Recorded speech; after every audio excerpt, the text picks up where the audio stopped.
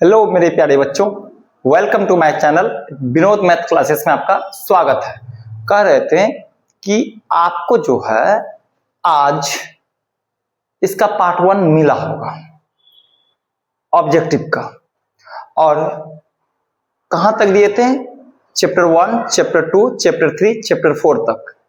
और फिर अभी हम उठाए हैं एपी से। अब एपी बताएंगे और आपको जो है कि त्रिभुज बताएंगे और उसके बाद निर्देशांक ज्यामिति।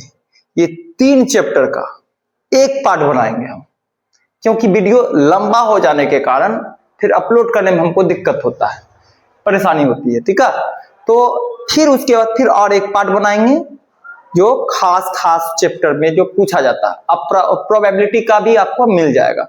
ठीक है, आइए हम लोग क्वेश्चन को सॉल्व करते हैं। अगर वीडियो अच्छा लगे आपको, तो आपको क्या करना है, अपने दोस्तों को शेयर करना है कि भाई ये क्वेश्चन तुम देख लो, इसी टाइप का क्वेश्चन आता है। ठीक है, और सब्सक्राइब भी बोलिएगा कर देने के लिए, ताकि कोई सा भी वीडियो हम डालें तो आपके पास तुरंत पहुंचे। ठीक है, आइए क्वेश्चन को सॉल्व करते हैं। कहता है समांतर श्रेणी 3/4, 5/4, 7/4, 9/4 डॉट डॉट का सारवंतर। सारवंतर मतलब होता है डी। तो कैसे ज्ञात करते हैं डी? तो डी निकालने का सूत्र होता है a2 - a1। क्या होता है? a2 - a1, यानी एपी का प्रथम पद a कहलाता और दूसरा पद a2 कहलाता है। a2 आपके पास कितना? 5/4 माइनस a1 कितना आपके पास? 3/4। ऐसा रहेगा, या बटे में भी रह सकता है, बटे में नहीं भी रह सकता है। हाँ, अब बताइए एलसीएम कितना हो जाएगा इसका? 4। 4 एकम 4, 5 का 4 एकम 4, 3 एकम 3। तो यहाँ हो गया क्या? 5 में से 3 घटाइए 2, कट गया तो क्या बच गया? 1/2। आपका 1/2 ऑप्शन है कहीं तो मार देना, जैसे ही बोलते हैं उसी तरह आपको करना है। ये आपका आंसर मिल गया, ऑप्शन नंबर। आइए नेक्स्ट क्वेश्चन क्या कहता है? निम्नलिखित में कौन सा सारवंतर यानी समांतर श्रेणी नहीं है? समांतर श्रेणी नहीं है, कौन एपी में नहीं है ढूंढना। अब देखिए इसका डिफरेंट, देखिए डिफरेंट। एक का स्क्वायर 1 होता है और 5 का स्क्वायर 5 होता है, 25 होता है। 5 का वर्ग 25 होता है और 7 का वर्ग 49 होता है, और दे दिया कितना? 73। अब यहाँ पे a2 - a1 कीजिए, यानी 25 में से 1 घटाइए, कितना बच गया? 24। अब 24 बचा, याद रखिएगा। फिर आप a3 में से a2 को घटाइए, 49 में से 25 घटाइए तो कितना बच गया आपका? 9 में से 5 घटाएंगे 4, 4 में से 2 घटाएंगे तो 2, यानी ये 24 का अंतर है। आपको सभी नहीं निकालना है, बस ये एपी में है। बस ये भी क्या होगा? आपका एपी में होगा। कैसे होगा सर? आइए कैसे होगा। ये √2 है और यहाँ 8 को 2√2 लिख सकते हैं, और 18 को 3 3 9 9 18 3√2 लिख सकते हैं, यानी ये एपी में है। 1 को √2, 2 को √2, 3 को √2, 4 को √2 ऐसे गया है। 4 4 16, 4 16 16 16 दूनी 32, 4 4 16 16 32, यानी 1 2 3 4 ये लगातार गया है, यानी एपी में है। और आइए इसमें देखते हैं, ये एपी में है क्या? ये एपी में है। देखिए इसको भी देख लीजिए।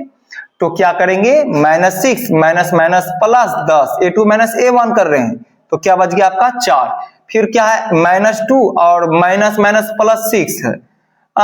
तो क्या हो जाएगा? यहाँ पे भी 4 बच। ये भी एपी में है। एपी में कौन नहीं होगा? ये एपी में नहीं होगा। ऐसा पॉइंट देके 1 को 0 पॉइंट देखो, 2 को 0 पॉइंट देखो, 3 को 0 ऐसा दिया तो एपी में नहीं होगा। ऑप्शन नंबर आपसे पूछा तो नहीं है, तो नहीं ढूंढना, बाकी 3 वो है। आइए नेक्स्ट क्वेश्चन है आपका नेक्स्ट क्वेश्चन है आपका नेक्स्ट क्वेश्चन, निम्नलिखित में कौन सा सारवंतर श्रेणी में है? फिर वही, इस बार नहीं है, इस बार है, ढूंढना है। तो अब क्या करेंगे? -6 और माइनस माइनस प्लस 8, कितना बच गया? 2।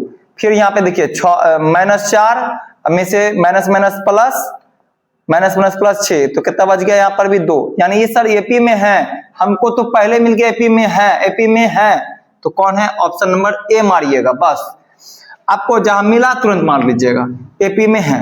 अब बोलता है क्या? सारवंतर श्रेणी इतना इतना का 11वां पद। भाई मेरे 11वां पद, 10वां पद, 21वां पद, 18वां पद, 16वां पद, 15वां पद, जो भी बोलेगा वो वाला पद।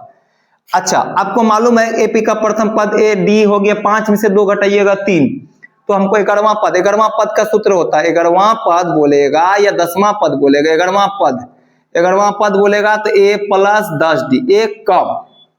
अगर 10वां पद बोलता तो ए प्लस 9d, एक कम। आपको मालूम होगा ए कितना है आपके पास 2 प्लस 2 गुना 10 गुना डी का मान देखिए 5 में से 2 घटाइए 3, तो यहाँ हो गया 2 प्लस 10 या 30, 30 2 32 है ऑप्शन कहीं 32, 32 मिल गया, मार देना है भाई मेरे। आइए नेक्स्ट क्वेश्चन क्या कहता है 5 नंबर में, बस हम आपको सिर्फ तरीका बता रहे हैं इसमें, इसका नहीं बोलिएगा यही क्यों नहीं आया, अरे आएगा लेकिन ये नहीं आएगा, हो सकता दूसरा आएगा, हो सकता ये आ सकता है, लेकिन दूसरा आने का 99% चांस है। बोलता है कि प्रत्येक वर्ष पूछता है यदि किसी समांतर श्रेणी का nवां पद ऐसा है, तो हमसे बोला 7वां पद बताइए, 7वां पद, तो अब ऐसा सिचुएशन में आप क्या कीजिएगा, अगर बोला है nवां पद जो है आपका 8n-2, जहां आपको लिखना है, जहां n के जगह में 1 रख सकते हैं, 2 रख सकते हैं, 3 रख सकते हैं, अनंत रख सकते हैं, लेकिन हमको 2 गो रखना है, ज्यादा नहीं, मेरे पास टाइम नहीं है, हमको ऑब्जेक्टिव बनाना है कि सीखना है, अभी पूरा नहीं। अब यहाँ पे 8 एकम 8 माइनस 2 बचा कितना आपके पास, बचा कितना 6, कितना बच गया 6, यानी ए निकल गया, यानी A1 निकल गया 6, आपको A2 निकालना है, वही 8n-2, तो 8 में से 8 को n के जगह में कितना बैठाइएगा 2 -2, 8 दूनी 16 में से 2 घटाइए, कितना बचेगा 14, आपको A1 A2 निकल गया। अब क्या निकालना है आपको D होता है A2 माइनस A1। अच्छा, A2 कितना आपके पास 14 माइनस A1 कितना है आपके पास 6, 14 में से 6 घटाइए, कितना बचेगा 8, सर्वंतर निकल गया 8। आपको कौन सा पद बोला निकालने के लिए भाई मेरे, 7वां पद, A प्लस 6D, आपको आंसर निकालना ऑब्जेक्टिव, 7वां पद, A कितना आपके पास, A है आपका पास 6 प्लस 6 गुना D का मान कितना निकला 8, 8 6 के 48 और 4 6 54, 48 54 है कहीं पे, आप मार दीजिए, ऑप्शन नंबर ए में मिल गया। ठीक है, और क्या बोल रहा है नेक्स्ट क्वेश्चन में क्या बोल रहा है, नेक्स्ट क्वेश्चन में समांतर श्रेणी 72 63 64 54 का कौन सा पद शून्य है, nवां पद शून्य है, nवां पद क्या है भाई मेरे शून्य, nवां पद के सूत्र बोलो, a plus n-1 into D बराबर कितना है आपका 0, a आपके पास कितना है भाई मेरे 72 प्लस n कितना है नहीं मालूम, वही तो निकालना है, डी कितना है आपके पास, कहीं 63 में से क्या घटाइएगा 72, तो क्या बचेगा 72 में से 63 घटाइए, चिन्ह तो बड़ी अलग लगेगा, 12 में से 3 घटाएंगे 9, 6 में 6, यानी कितना बच गया -9 बराबर में 0।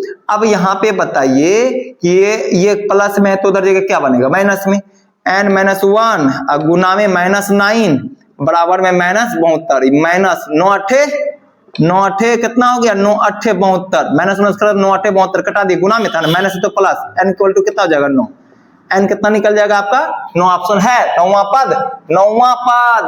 पद क्या है शून्य, नौवां पद क्या है आपका शून्य है, नौवां पद क्या है, नौवां पद आपका क्या है शून्य है, कौन सा पद शून्य है, तो बोला नौवां पद शून्य है। बोलता है समांतर श्रेणी इतना के प्रथम 11 पदों का योगफल निकाले, कौन सा पद के 11 पद के 11वां पदों के योगफल, 11वां पद। अच्छा, आपको मालूम होगा nवां पद योगफल का सूत्र होता है n/2 बड़ी ब्रैकेट 2a प्लस में n-1 इंटू डी। और बताइए कौन कितना पद बोला है, प्रथम 11 पद, n कितना हो जाएगा 11/2 बड़ी ब्रैकेट 2 गुना a कितना है आपके पास 2 प्लस n कितना है 11 -1, डिस्टेंस कितना का है बताइए, 6 में से 2 घटाइए 4, ये ना यही बैठा दिए, तो 11/2 और बड़ी ब्रैकेट 2 दूनी 4 प्लस में 10 10 चौके 40, 11 में से घटाइएगा तो 10 10 चौके 40, 40 4 कितना हो गया आपके पास 40 4 44, 2 से कटा दीजिए 22 दूनी 44, यानी 22 गुना 11 कीजिएगा कितना होगा 2 2 गुना 2 2 2 4 2 242 है कहीं ऑप्शन नंबर 242। आपको वीडियो कैसा लगा मेरे भाई, आपको इस टाइप का क्वेश्चन मिलेगा एग्जाम में, और आप धुआंधार जीओडी कर दीजिएगा, गर्दा उड़ा दीजिएगा। ठीक है, बने रहिए। हम त्रिभुज का लेके आते हैं। त्रिभुज आपको लोग को हार्ड लगता है? कुछ नहीं है, कुछ नहीं, बने रहिए, बस बने रहिए।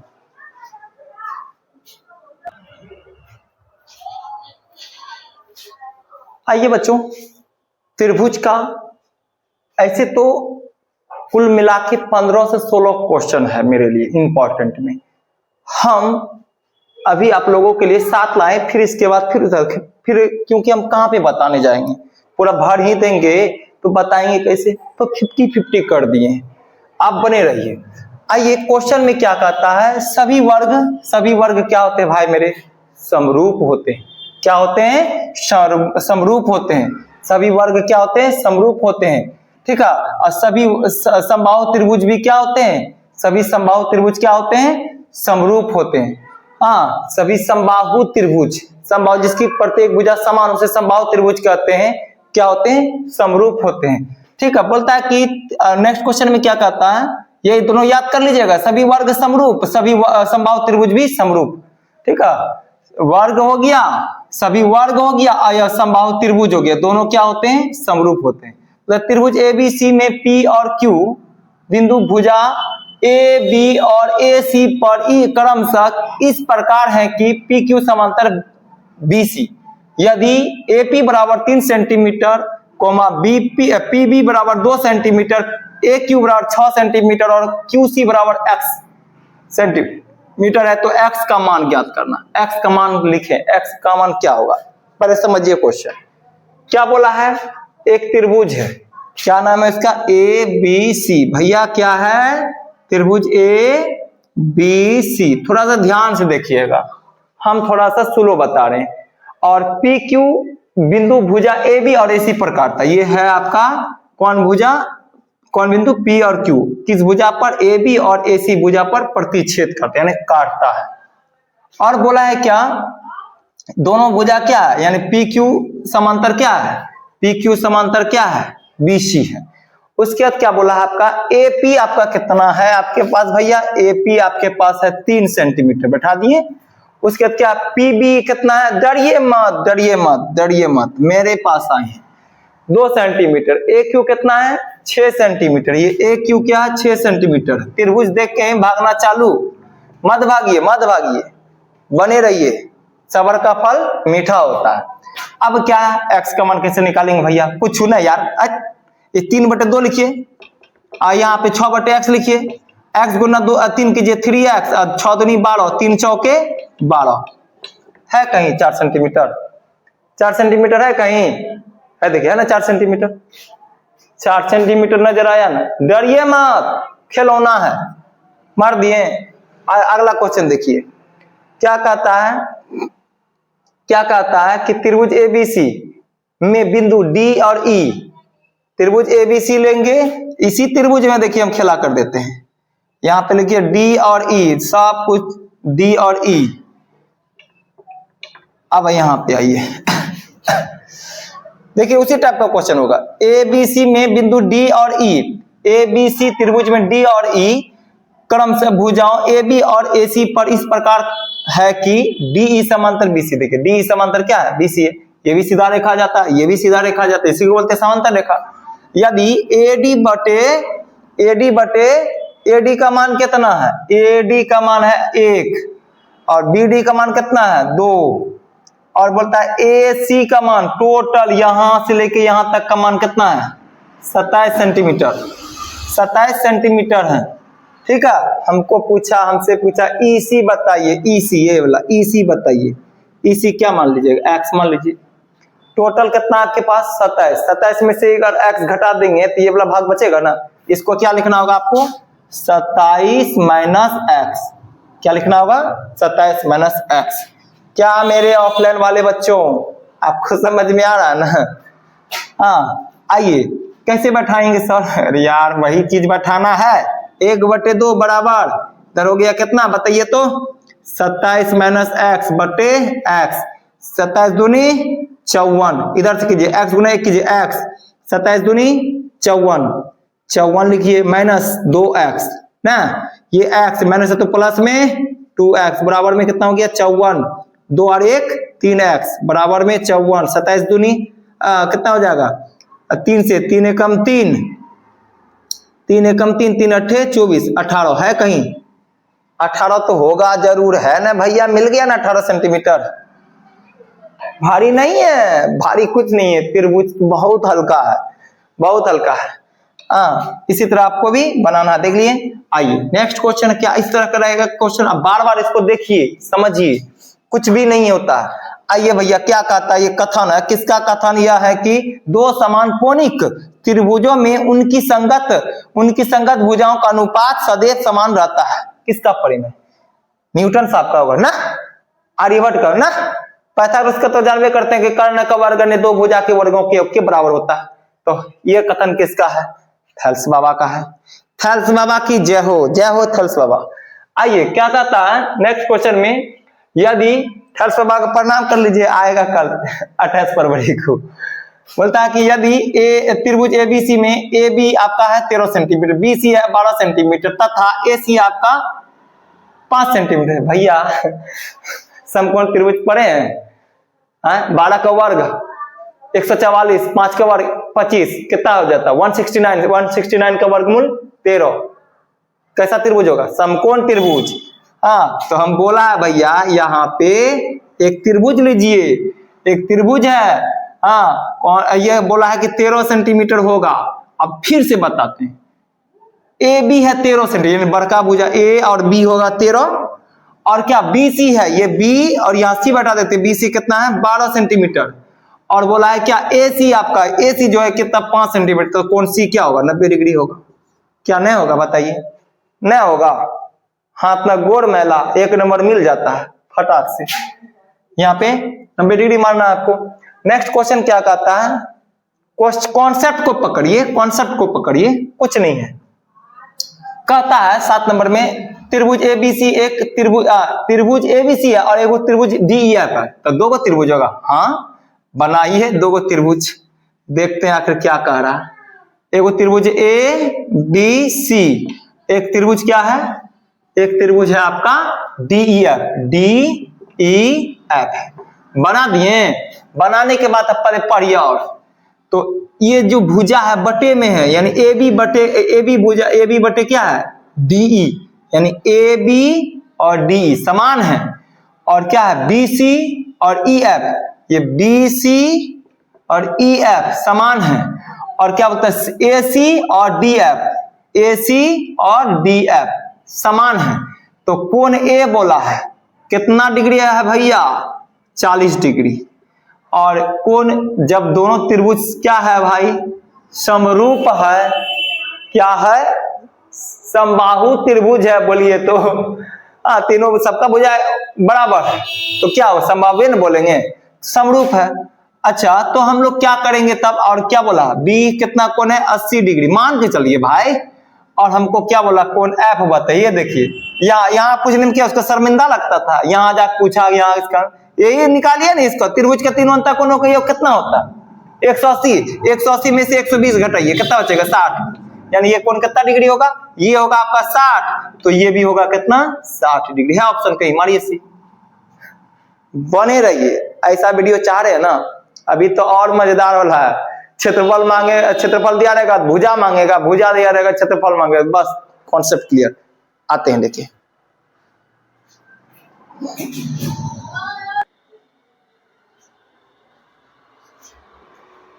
आइए बच्चों त्रिभुज का बाकी क्वेश्चन आप लोगों के लिए लाए।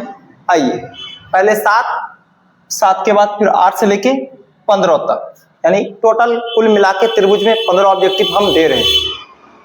और आइए इस क्वेश्चन को क्या कह रहा, देखिए भाई मेरे इस सब में बनाना नहीं पड़ेगा, बस माइंड का खेला है, कॉन्सेप्ट क्लियर। 2 समरूप त्रिभुजों की भुजाओं का अनुपात इस तरह से, भुजा है 2 समरूप त्रिभुज है, दोनों का भुजा दे दिया है, आपसे क्षेत्रफल मांगेगा। तो आपको क्या करें, जब क्षेत्रफल भुजा दिया हुआ हो, जब भुजा दिया हुआ हो, अगर आपसे क्षेत्रफल मांगेगा तो स्क्वायर चला दीजिएगा। क्या चला दीजिएगा, भुजा पे क्या चला दीजिएगा स्क्वायर, यानी वर्ग चला दीजिएगा। जैसे 4 का वर्ग 16 बन जाएगा, और 11 का वर्ग 121 बन जाएगा, जो भी है उसके अनुसार से। 4 का वर्ग 16 बन जाएगा और 9 का वर्ग 81, 16 और 81, 16 और 81 है ऑप्शन नंबर, मार दीजिए 16 और 81। देखें माइंड, जब आपका भुजा दिया हुआ हो क्षेत्रफल मांगेगा तब ये करिएगा, बार बार सुन लीजिए, जब आपको भुजा दिया हुआ रहेगा क्षेत्रफल मांगेगा तो स्क्वायर चढ़ा दीजिएगा। 4 का स्क्वायर 16, 9 का स्क्वायर 81, 16 81 आ गया ऑप्शन नंबर डी, बन गया ना, ऑप्शन नंबर डी में मार दिए ना, मजा आया ना। का बार पूछा मालूम है, लगभग 6-7 बार पूछ चुका है इस क्वेश्चन को, 6-7 बार। आइए, एक समबाहु त्रिभुज, एक समबाहु त्रिभुज एबीसी की एक भुजा ए है, समबाहु त्रिभुज है, समबाहु मतलब समझते हैं ना, समबाहु, हाँ समबाहु मतलब जिसकी सभी भुजा समान हो। अगर कोई समबाहु त्रिभुज है, ये ए है, ये है, ए है, सभी भुजा क्या होगा, समान है, तो उसका हमसे क्या बोला है, क्षेत्रफल। सर समबाहु त्रिभुज का क्षेत्रफल क्या होता है, √3/4 भुजा स्क्वायर। क्या होता है भाई मेरे, √3/4 भुजा स्क्वायर। है कहीं नजर, समबाहु त्रिभुज का क्षेत्रफल √3/4 भुजा स्क्वायर, मार दिए, कोई दिक्कत नहीं ना। समबाहु त्रिभुज का क्षेत्रफल क्या होता है, समबाहु त्रिभुज का क्षेत्रफल √3/4 भुजा स्क्वायर होता है, मार दिए। क्या बोलता है, दो समरूप त्रिभुजों के क्षेत्रफलों का अनुपात। देखिए भाई, क्षेत्रफल दिले है, अब हमसे भुजा मांगेगा, देखिएगा देखिएगा क्या बोलेगा, अनुपात, क्या बोला, संगत माध्यिकाओं मतलब भुजाओं का अनुपात क्या होगा। भाई जब हम लोग का भुजा दिया हुआ रहता, क्षेत्रफल मांगते थे तो हम लोग क्या चढ़ाते थे, स्क्वायर। अब इस बार क्या मांगा है, भुजा मांगा है, तो रूट चढ़ा दीजिए, रूट चढ़ा दीजिए। 121 का वर्गमूल 11 और 64 का वर्गमूल 8, यानी 11:8 कहीं है, 11:8 है ना ऑप्शन नंबर ए। क्या मजा आ रहा ना, जब आपके पास क्षेत्रफल दिया हुआ हो, आपसे भुजा मांगे, तो जब हम लोगों को क्या चढ़ाते थे, वर्ग चढ़ाते थे, यहाँ पे रूट चढ़ा देना होगा। क्षेत्रफल दिया हुआ रहेगा, भुजा मांगेगा तो रूट चढ़ा दीजिएगा उस पे। तो 121 का वर्गमूल कितना हो गया, 121 का 11 हो गया, और 64 का कितना बन गया, 8 बन गया। हाँ, इसमें क्या कर देते थे, स्क्वायर चढ़ा देते थे, इसमें स्क्वायर चढ़ा देते थे, इसमें क्या करना है बाबू, रूट चढ़ा देना है, तो निकल के आ गया। यदि दो समबाहु त्रिभुज, यदि दो समबाहु त्रिभुज, समबाहु मतलब समझे, सभी भुजा समान, त्रिभुजों के क्षेत्रफलों का अनुपात इस तरह से, समबाहु त्रिभुज के क्षेत्रफलों का अनुपात ऐसा दिया परिमापों में, तो क्या भाई मेरे क्षेत्रफल दिया है तो क्या चढ़ाइएगा, रूटे न चढ़ाइएगा, चढ़ाइए इस पे रूट, कितना बनेगा 3, ये क्या बनेगा 2, 3:2 है, 3:2 है, मारिए इसमें। आपको कुछ नहीं सोचना, जो बोले कॉन्सेप्ट रखिएगा, मार दीजिएगा, 100% सही जाएगा। एक समबाहु त्रिभुज की एक भुजा ए है, तो इसकी ऊंचाई क्या होगा, सर याद कर लीजिए, समबाहु त्रिभुज का ऊंचाई √3/2 गुना भुजा, या ऐसे रहेगा, या √3/2 गुना भुजा, या ई रखिए भुजा। भाई मेरे गुना ऊपर नीचे कर सकता है बच्चा को पगलाने के लिए, √3/2 गुना भुजा, √3/2 गुना भुजा, या a/2 गुना √3, ऐसे देगा चाहे ऐसे देगा, अपना कॉन्सेप्ट क्लियर कर लीजिएगा।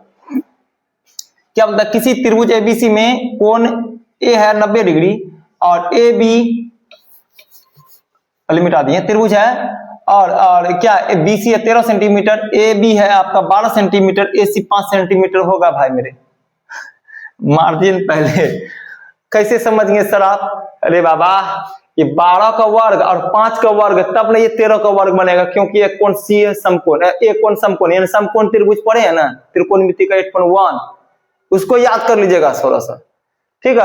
12 का वर्ग 144, 5 का वर्ग 125, कहां गया 5 का वर्ग 125, 12 का वर्ग 144, 5 का वर्ग 125 बराबर क्या होगा 13 का वर्गमूल होगा, कोण ए हो गया 90 डिग्री होगा। आप कर लीजिएगा भाई, यहाँ नहीं समझ में आया ना, यहाँ देखिए कोई त्रिभुज बनाइए, कोई समकोण त्रिभुज बनाइए, एक कोण ही समकोण है 90 डिग्री है। अब बोला है ए तो बैठा दिए भैया, अब बी 80 कहां बैठे, कहीं बैठा दे, कहीं बैठा दे, हाँ बैठा दीजिए, ए सॉरी यहाँ पे बैठा दीजिए बी, यहाँ पे बैठा दीजिए सी, ए बी सी, हम ऐसे बैठाएंगे मेरा मन। अब बताइए ए सी कितना, ए सी आप देखिए आ गया ना 13, ए सी कितना आ गया 13, सबसे बड़ी भुजा हो गया। और ए बी कहाँ गया, ए बी है ना 12, तो ये भुजा कितना होगा 5 सेंटीमीटर होगा ना, तब ना ये 13 का वर्ग बनेगा ऑटोमेटिक भाई मेरे। अब आइए, एक समबाहु त्रिभुज एबीसी की एक भुजा 12 सेंटीमीटर है, तो उसका ऊंचाई बताइए। ए भाई समबाहु त्रिभुज कहाँ गया, समबाहु त्रिभुज है, समबाहु त्रिभुज जिसकी प्रत्येक भुजा क्या है, समान है। ये 12 है, ये भी 12 है, ये भी 12 है, समबाहु त्रिभुज हो तो उसकी ऊंचाई बताना। ये ऊंचाई होता है, ये उसकी ऊंचाई होता है, ये ऊंचाई। बस समबाहु त्रिभुज का फॉर्मूला क्या होता है भाई मेरे, समबाहु त्रिभुज की ऊंचाई निकालने का फॉर्मूला होगा, 1 मिनट,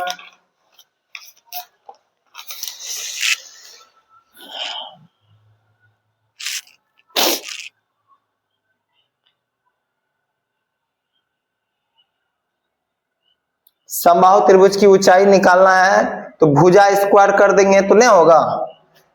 1 मिनट थोड़ा सा देखने दीजिए, और भी है बहुत सारा चीज, लेकिन वो बड़ा प्रोसेस से चले जाएगा। हम छोटा में √3/2 गुना भुजा कितना 12, 6 दूनी 12 यानी 6√3। ऑप्शन है क्या, 6√3, 6√2 6 के 12, 6/4 देखिए तो √3/4 गुना भुजा, भुजा कितना 12, 4 तिया 12, 3√3, ये भी नहीं बन रहा है ना। कुछ और भी है क्या, √3/4 गुना भुजा, और एक प्रोसेस है, 1 मिनट देख लीजिए, 1 मिनट दीजिए भाई मेरे, 1 मिनट दीजिए, कुछ नहीं है, भारी नहीं है, कुछ भी नहीं है। हाँ 6√2 होगा आंसर इसका, 6√2 होगा।